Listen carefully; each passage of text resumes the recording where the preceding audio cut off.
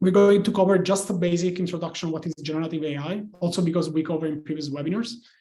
We're going to talk about how generative AI can be used in order to solve personalized education at scale, which is one of the biggest problems in the world right now. So many people don't have access to personalized education because of the cost and the scalability of education system. And we believe that generative AI can be actually the key to unlock personalized education and scale it.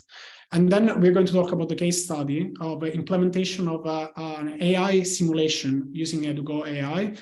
So that's actually like the introduction of AI agents in Edugo's technology stack. So you're able to talk with those AI agents and do a bunch of stuff that you will see soon. So I don't want to spoil actually the demo too much. So first of all, a little bit of definitions. What is generative AI? And for those of you that are new, I will give the definition, but also I have to say that we have two webinars that we cover in depth generative AI. The first webinar, we talk more about the technical stuff, so about what are language models and how they are built, and specific with a point of view of language learning. And the second webinar, which was 1 month ago, where we talk about the use of generative AI in order to create content, educational content automatically. So I will just give you a basic definition. So generative AI is a branch of computer science that involves use of different kind of algorithms and that enable computers to create new content. And it's very important to understand that the new content that is created is coming from previously created content. So basically the system is ingesting a huge amount of content, of data, and then is able to create a new content that is never seen in the training data that was fed. So the system is ingesting a lot of data and then is able to generate new content. And the kind of content that those kind of algorithms can create can be different. So it can be text, can be audio, can be video, images, and code. And the opportunities are limitless because once you scale those kind of systems, you make very large models. In fact, GPT-3 is called large language models because they're using a lot of data and a lot of compute.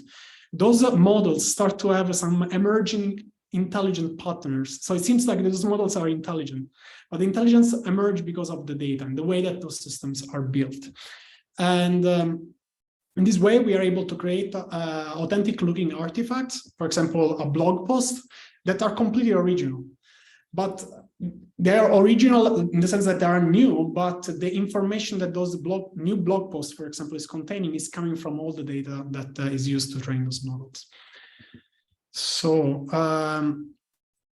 okay, now I would like to link up with the previous webinar. And I think our previous webinar, which was this one, Harnessing Generative AI to Supercharge Language Education. It was a very interesting webinar because we had a lot of discussions and on Twitter and also on LinkedIn. And also I have to thank Philip Kerr, that created a full blog post about our webinars. Of course, if you guys want, can go and read about this blog post.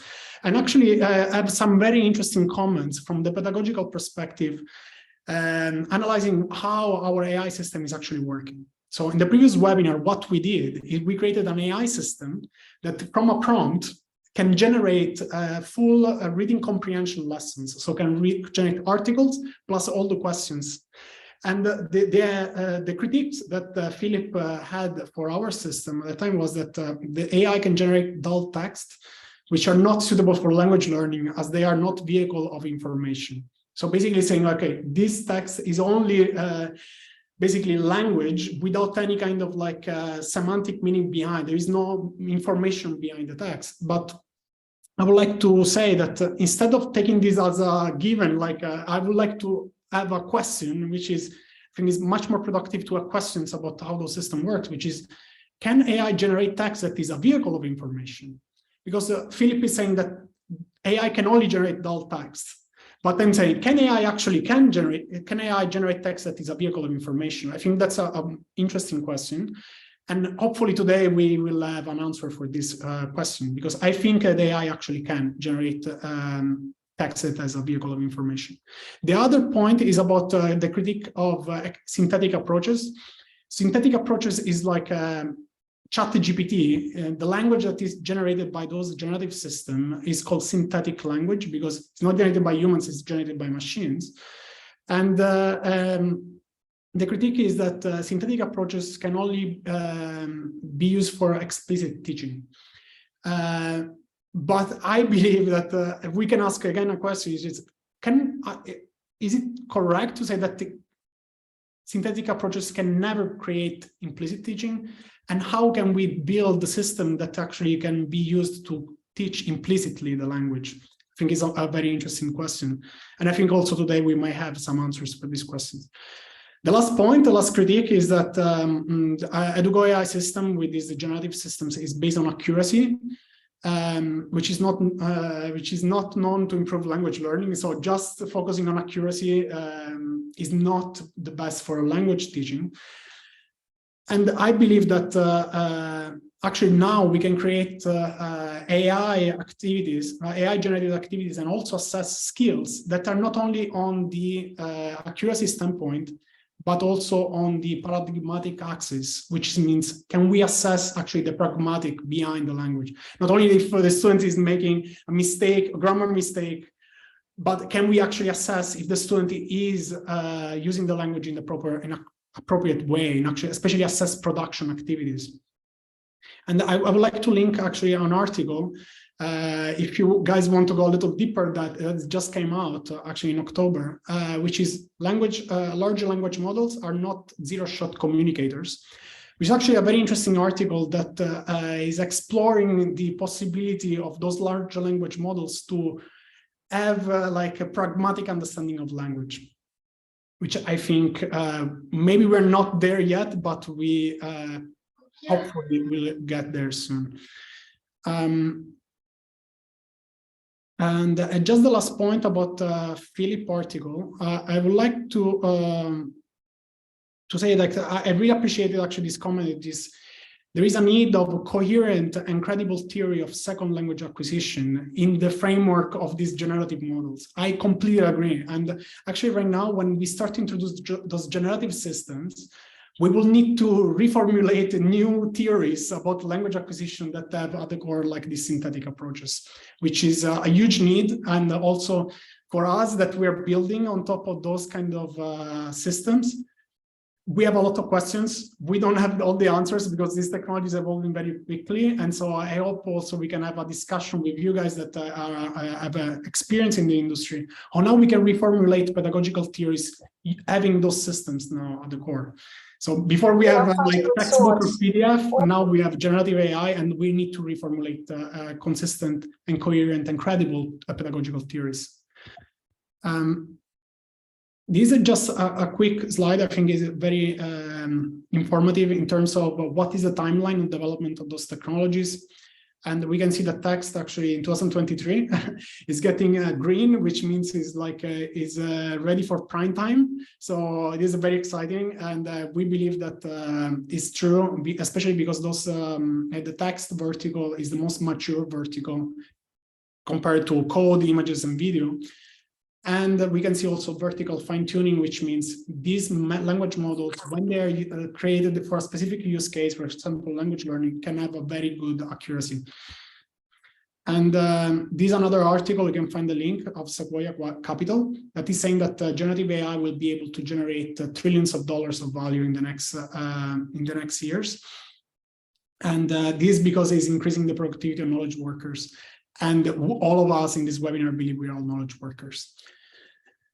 So there is a huge potential of this technology, and we all can agree on that.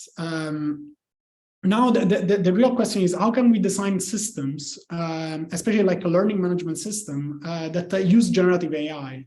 Because when you want to have online experience, usually what you have is a LMS, a learning management system. But having this new transformative technology, you will need to readapt those LMSs in order to work in a different way, because now there is this technology is very transformative for all the different tasks usually an LMS needs to do. So we propose this framework, which we believe that generative AI can be the key to unlock true personalized education. And So personalized education has been one of the biggest topic and applications of generative AI in the past, let's say, 10 years. But the application of AI for personalized education was based on adaptive learning, which basically is those AI algorithms are adapting, for example, the activities or the learning experience based on the student performance. What we believe is now happening is that with generative AI now, not only we can adapt those activities, but we can actually create the content word by word that is completely personalized for each student. But in order to do that, what you need to do is you need to create what's called a student profile.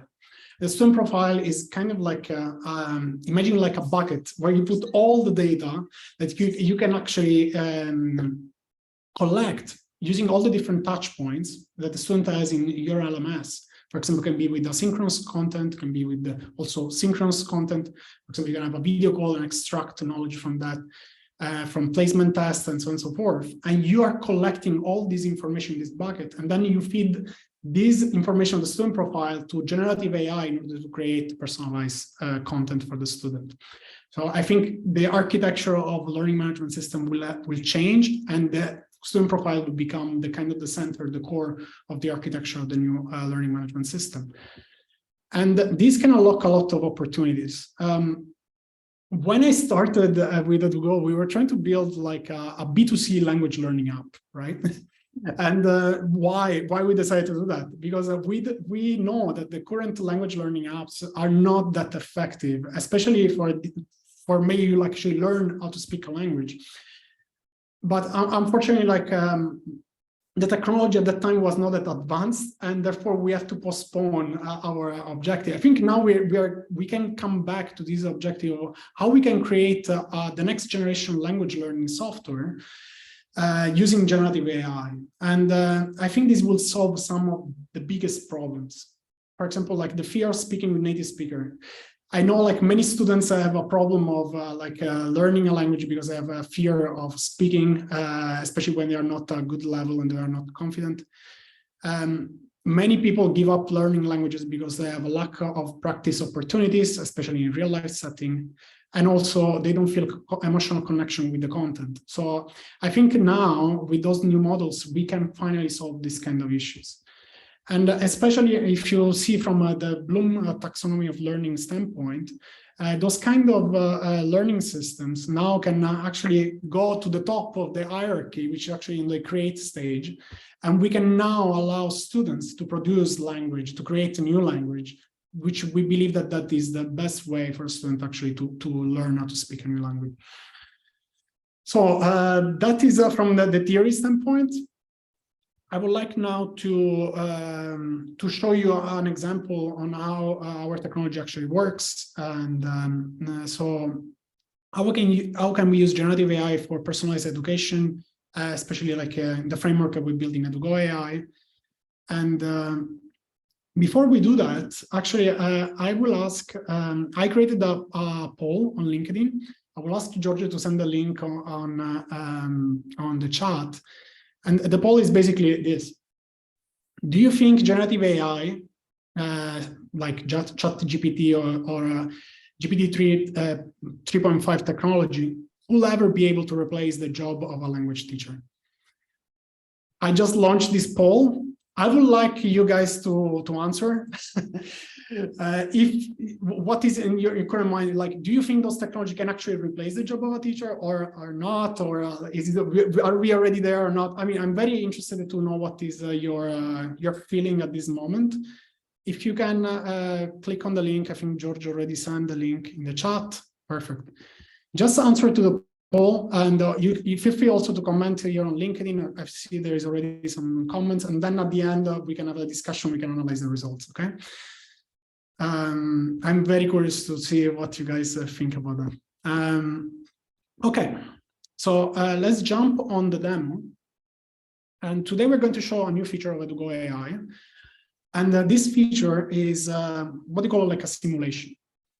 And this is a very interesting approach because now those generative AI systems can allow you to actually simulate a real conversation. And the opportunities here are limitless. For example, here we created some examples. For example, you can order food at an Italian restaurant or interview with Elon Musk.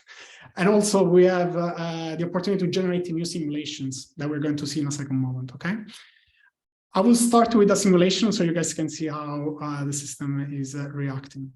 So first of all, I will be able to access to my camera.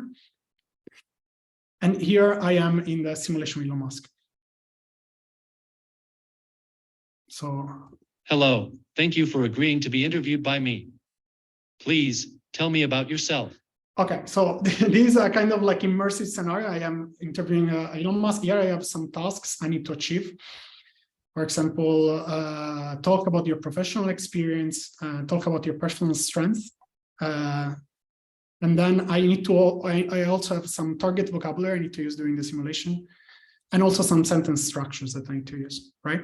So, and the cool thing about this is not scripted conversation. So you can really talk about anything with the system and the system will be able to reply to you. So we can try to do some interactions. Okay, so thank you.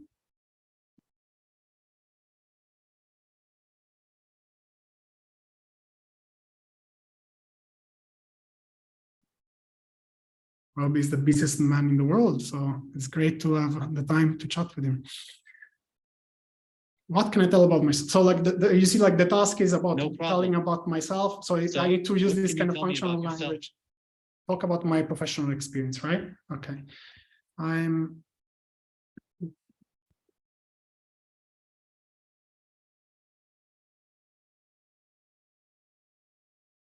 Okay.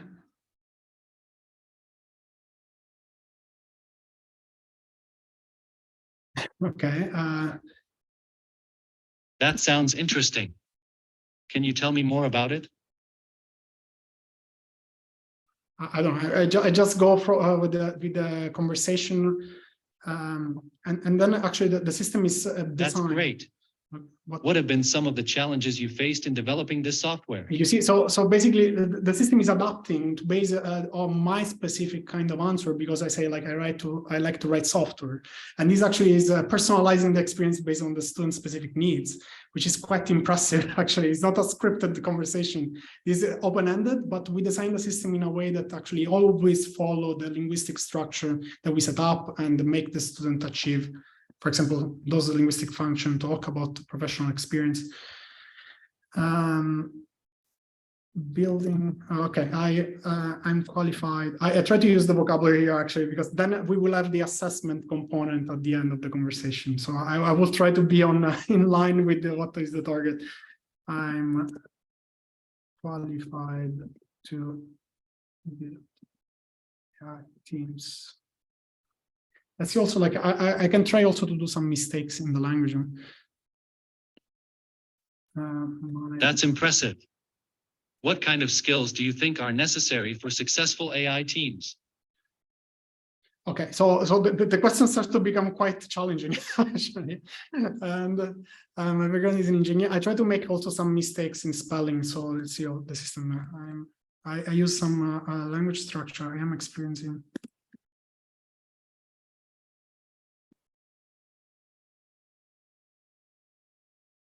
Okay.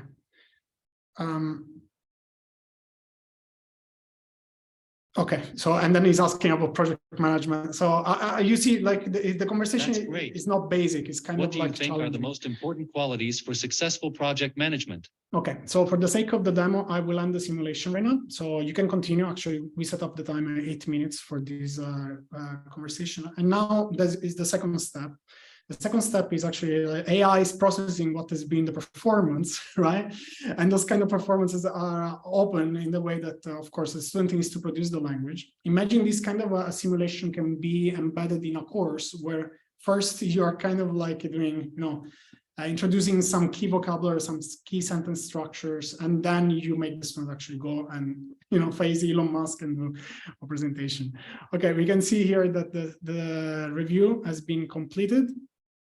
Here you can see I have a general performance feedback. So the students' response were mostly appropriate and was structured. The few minor grammar and vocabulary mistakes, which I'm aware of. And then you can see here, like, okay, those are the terms that you used, and you actually miss those two terms, sentence structure used, and the task achieved. Actually, I complete those two tasks about my personal professional experience and about my strength.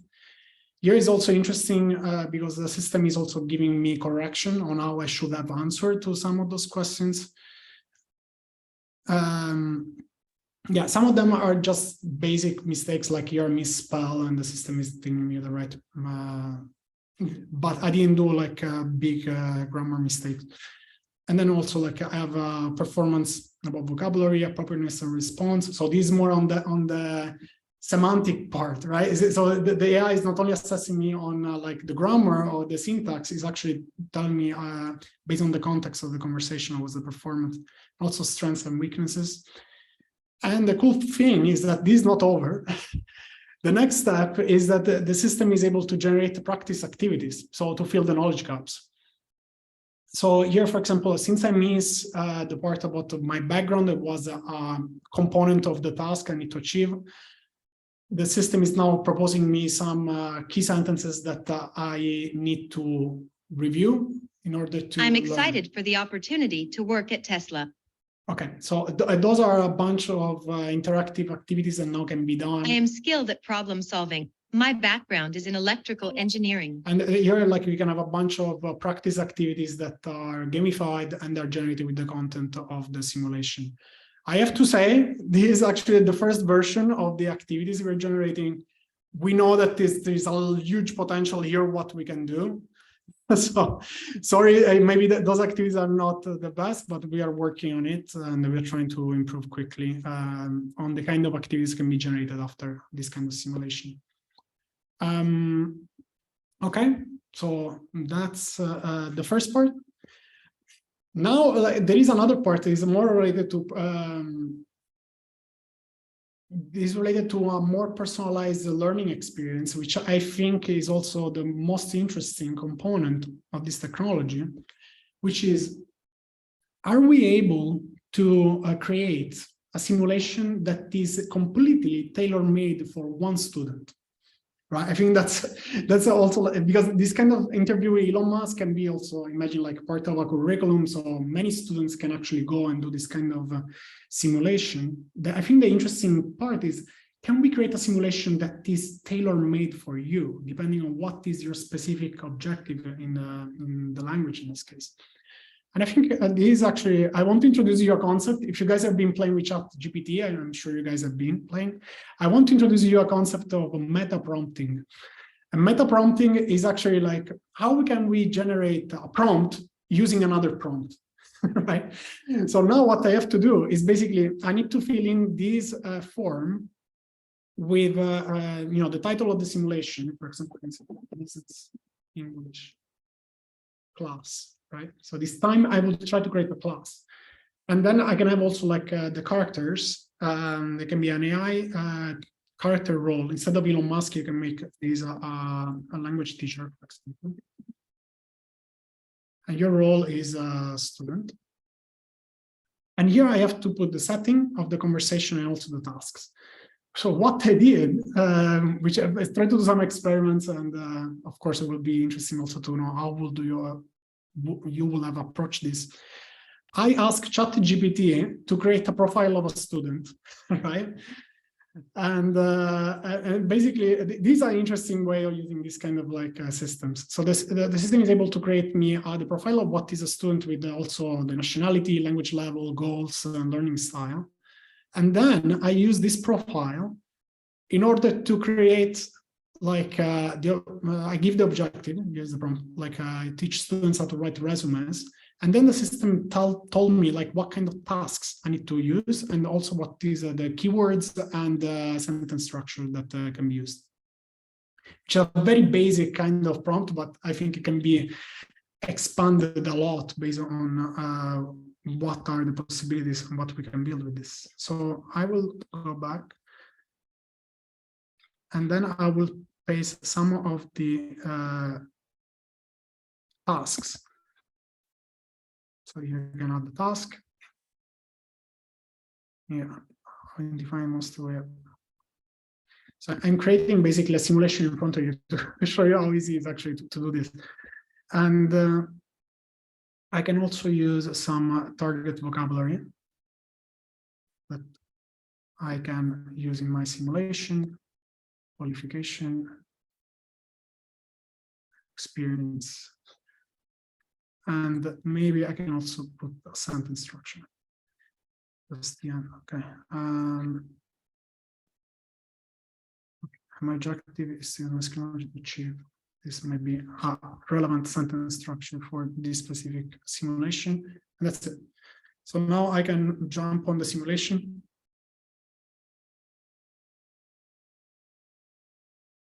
And you can see it's again a similar flow, but this time instead of being like... Today, we are going to learn how to write a resume. Do you know what a resume is? Okay, so here is actually the context is more like a language class, right? That's why I wanted to do this kind of simulation review, just even if it's very basic the way we implement it, but in order to demo how this system could work in the future. So no, I don't. Yes.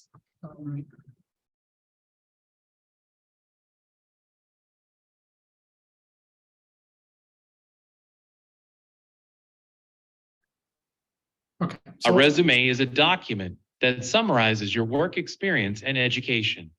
It is used when you are applying for a job. Do you understand? Yeah, so my point here is that to the critique that I was showing before, I think your language can be a vehicle of information. So basically, I'm simulating this kind of conversation, but also I'm learning from the AI some definition of what is a resume and so on and so forth. So it's a very interesting educational approach in this way. Okay, yes, I understand. So it's very basic answers, but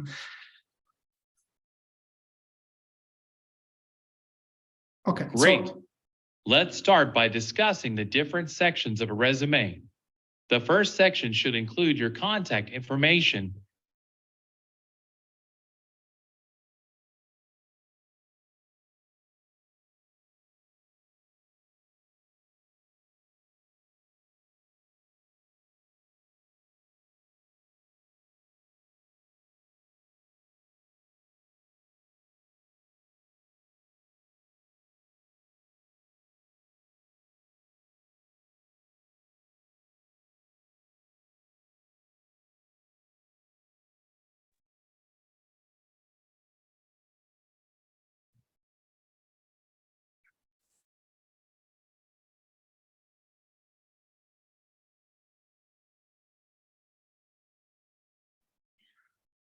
I think he's frozen.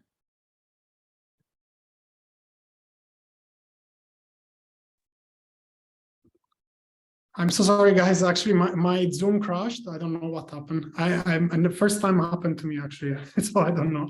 I just bought a new Mac, so maybe it's the new M2 chip. Anyway, I go back on the simulation point, and so I mean, you guys understand that I can continue this simulation. I don't want to be too repetitive in the way that the system work, but I think we can explore maybe together what are the design space of the possibility of this kind of systems and how can be used, especially when you put it in a framework where you not only have the experience of talking, but then you have also like the feedback and activities to fill the knowledge gaps. Okay, so here I think I perform very poorly. So yeah, so there's been my performance during this activity.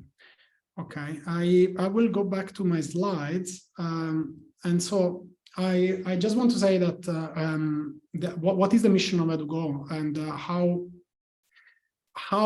are we building those technologies? What do we keep in mind? And the main point is that we want to use AI to amplify, extend, and scale the human interaction, the core language learning.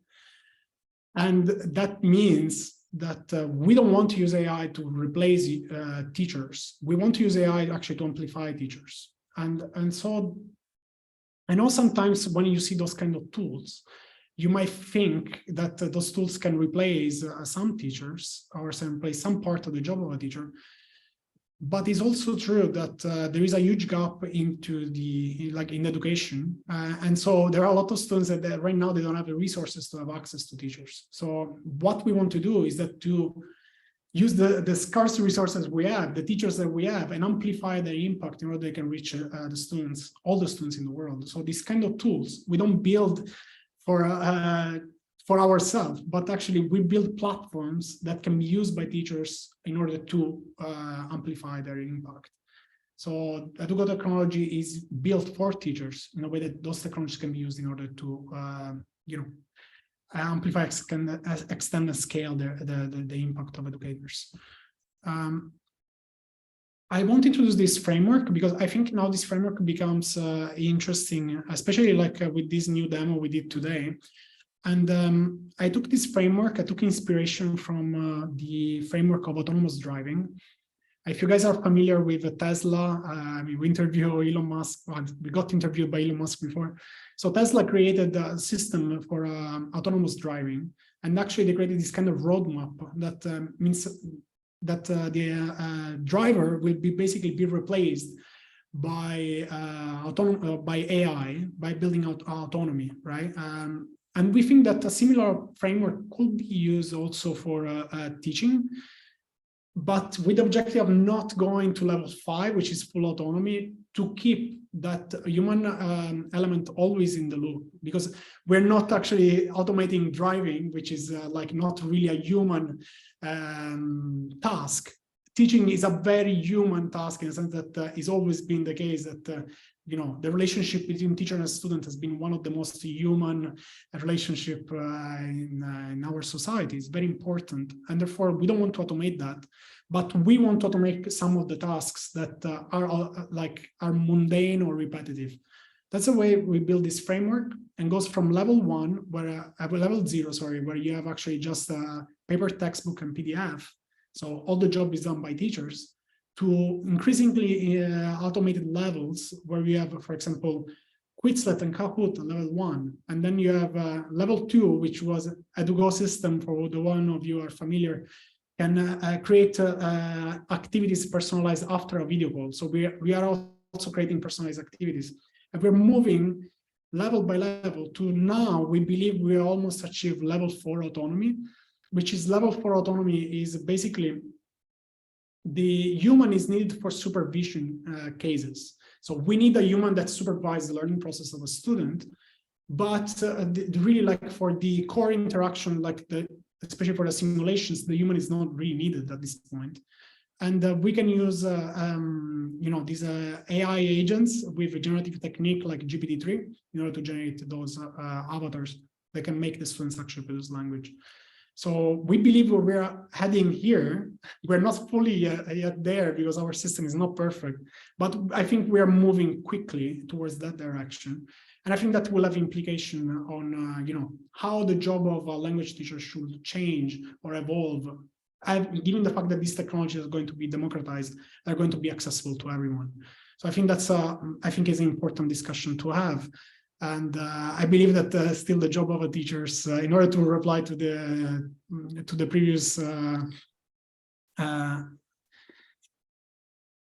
previous survey that we did, is actually I'm actually in the never category. I can see actually that 29 people already replied, and we have 7% for yes, 34% yes, but in the future. So actually, it's quite a big percentage.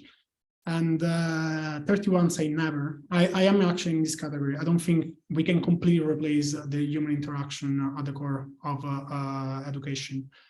And then there is a lot of comments. Of course, I will be interested to read those comments.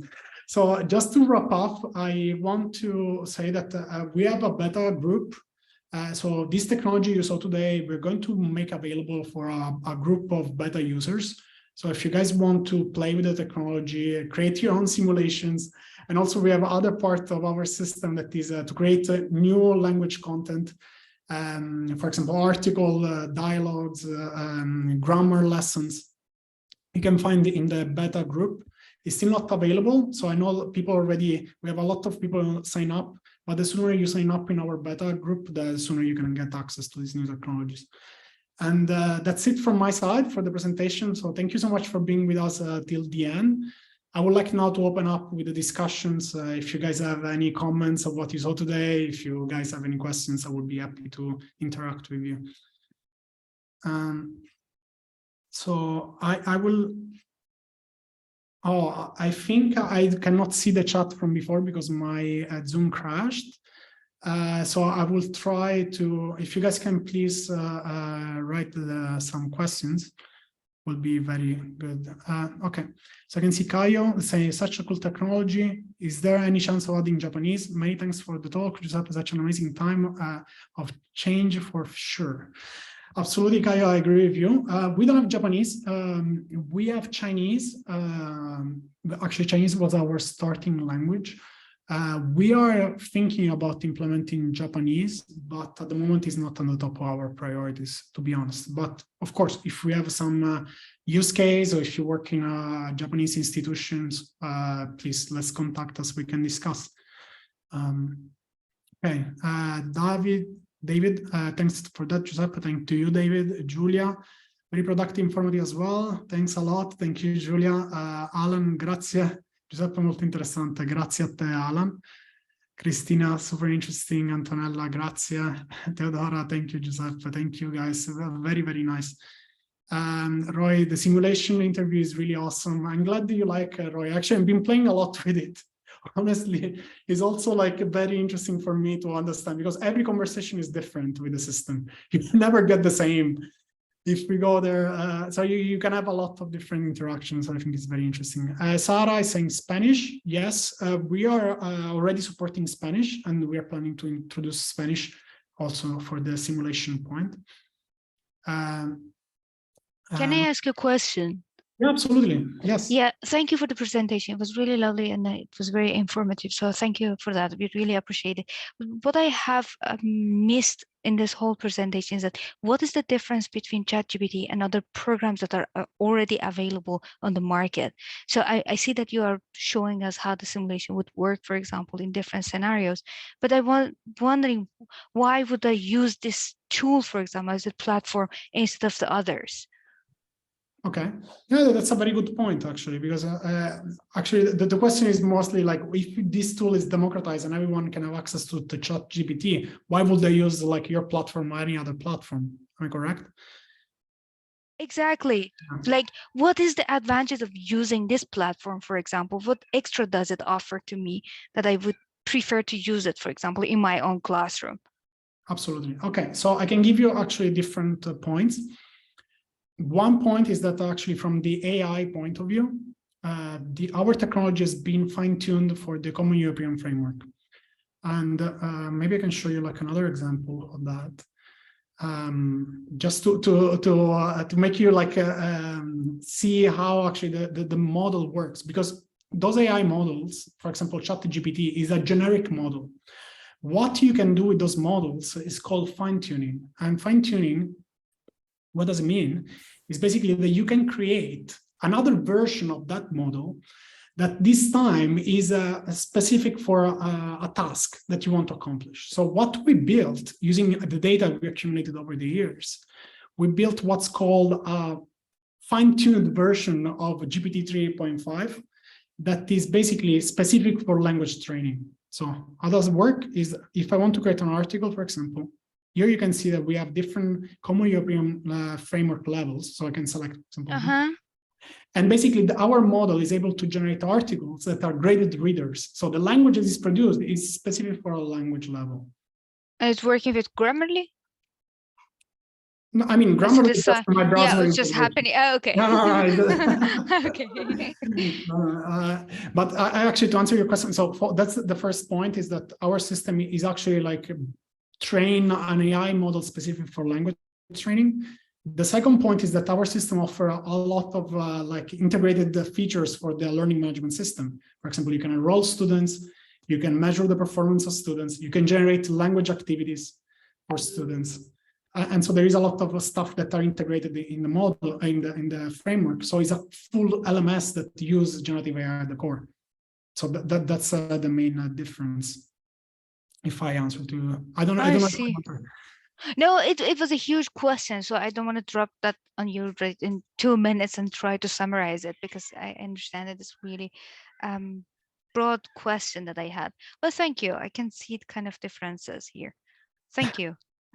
Thank you, Akin.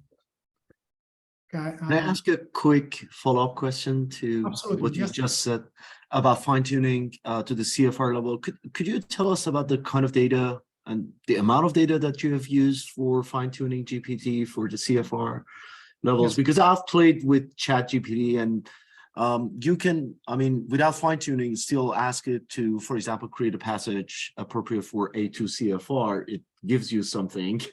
But I think you've taken it to the next level, right? So you fine-tune it much further. What kind of data, or how much of that kind of data actually use to make sure that it really produces something that aligns well with CFR? Yeah, actually, I can try to create now a lesson or bit like some text with B-tool, so we can take a look.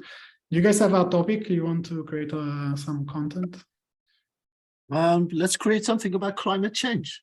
Okay, climate change in 2023 maybe, so it's going to be a little more.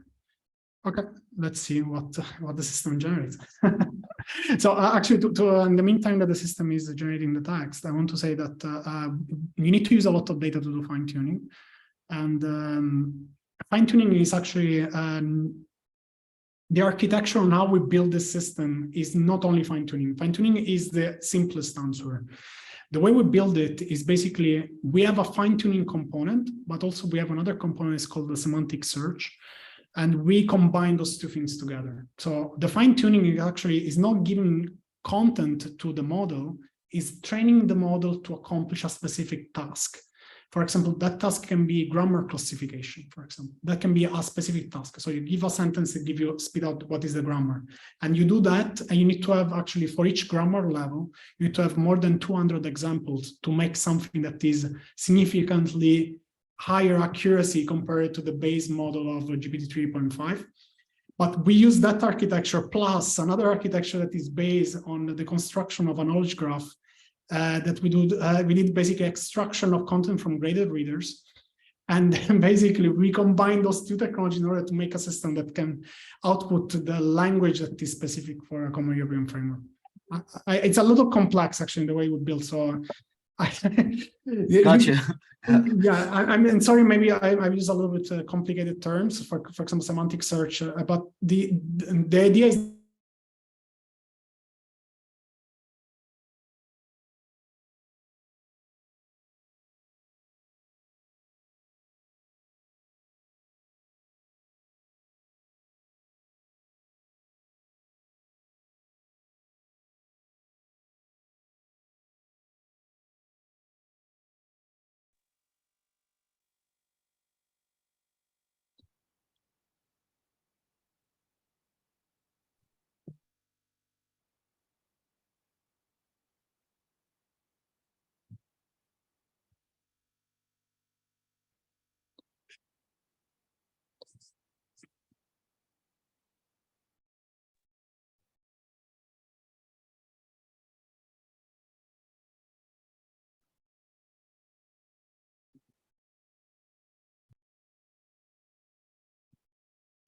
guys, again, I'm so sorry. I don't know what's going on with my Zoom. It's not a problem of internet. It's just my Zoom keep crashing. I just use the Apple chip in my Mac. I don't know. It's not, some software is not working that well with the Apple chip, I guess.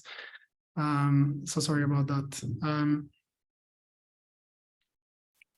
Yeah, I'm extremely sorry. So I also lost the questions in the chat. So yeah, Zoom got jealous, I guess so. Actually, I understand Zoom. We also in Edugo we built a video call system, and so I know it's incredibly difficult to make stable video call, real-time communication systems. I see. Very challenging. So I'm very sorry about that.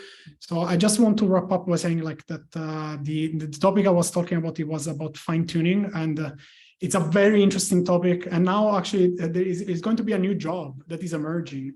that is what's called like a prompt engineer, which is basically engineer that is designing prompts for this kind of large language models. And it was the first big hire as a prompt engineer for a startup. It's called Scale AI. They just hired like a top prompt engineer for like an incredible amount of money. So it's a very good career. If you guys are thinking about switching to like a technical career, I think prompt engineering is going to be one of the biggest careers in the next years. You guys have other questions? Thank you for your answer. Thanks. No problem. Okay. So if you guys don't have other questions, I will jump quickly on the LinkedIn post because I think there is a lot of comments there. I just want to maybe like see some of those comments since we have still 5 minutes before we wrap up. And so I mean, 28% wrote others. So I think like the options I gave in the post were not the correct ones. So I'm very interesting to see what people reply. So I think Rory, which is also online, I saw Rory say like, I think technology won't replace the teacher, but it will automate part of the job. The teacher will edit material rather than need to create materials. A lot of the early stages in the learning cycle, like production and practice, can be automated. However, teachers will focus on production tasks. So I guess you already say like a presentation and practice, I guess, work with task-based scenarios. This cannot be automated. Okay, interesting. Rory, I would like to know, like, do you change your mind now based on the simulation, or you still think that the kind of like task-based scenarios cannot be automated? You know, I think a lot of you know, things that teachers might have done in the classroom, which are more like language acquisition stage or the practice stage, can very efficiently be replaced like this.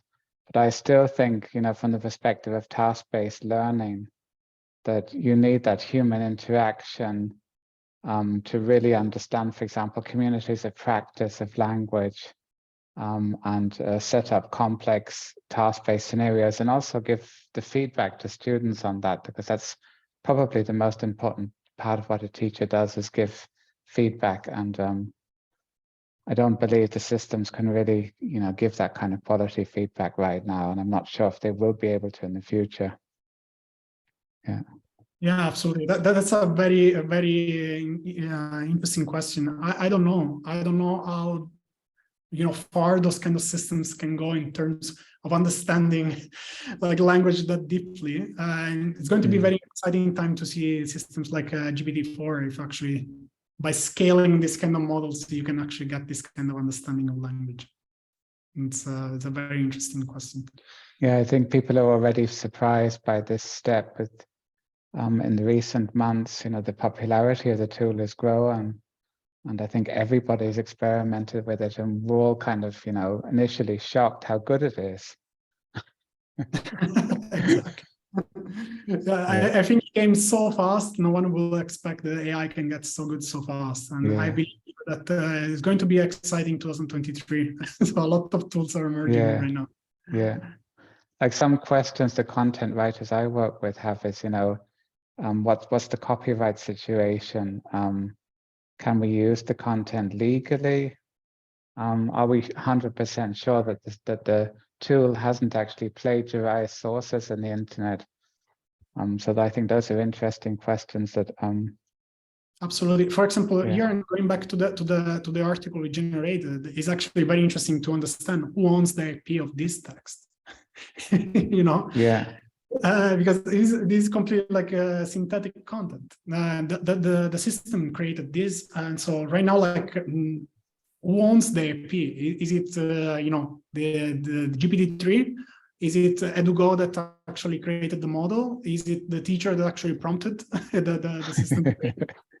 I don't know. Yeah. I don't know. But you can see here actually, like, the system is extracting data, extracting also words, and now we're generating also activities. So it's going to get very, very complicated I think in the next years to understand where IP goes. But I think for now, it's maybe this can be a good thing for teachers, because you can create your own content and then you can use it freely instead of having limitations. You can sell this content. I think right now it's a gray area, so it's a good time if you are an entrepreneur to leverage these technologies to build your business online. I think it's good. Yeah, Hi, I agree everybody. totally. Yes. Yeah, I agree with what you were saying, actually, right? Because I think that the focus today has to be on how we can use this AI, and maybe leave aside for a little bit and debate it later, the impact that this may have in the future. Because what you were describing right there, the copyrights, right? Who owns that? Maybe it will come a time that nobody owns anything, right? Because it's created by artificial intelligence. So maybe those debates we may have to have them in the future when it's actually a thing, right? So far, all we can do is to feed these AIs and work on them or use them in our lessons and to create materials so that we can see how far it goes. Because I think that the key part is that we keep repeating is that we don't know. That's the issue. We still don't know how far it can get. So let's see. Absolutely. I think like we are still like in a very, very early stage of this kind of technology, and the implications are still need to be discovered.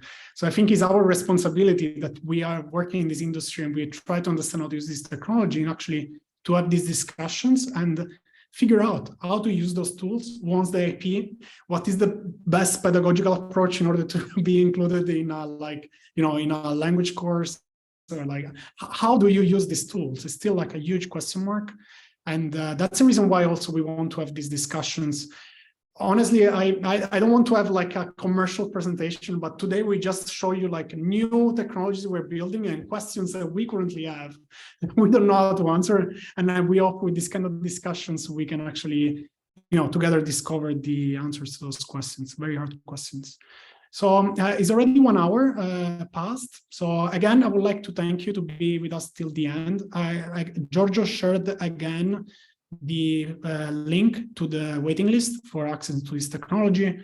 We hope you guys can actually sign up for the waiting list. You can have access, and then once you also start to play with it, I think you can have a better understanding on how the technology works. Okay. Thank you again, guys. See you at the next webinar. Thank you again for all your questions and interaction. Bye-bye.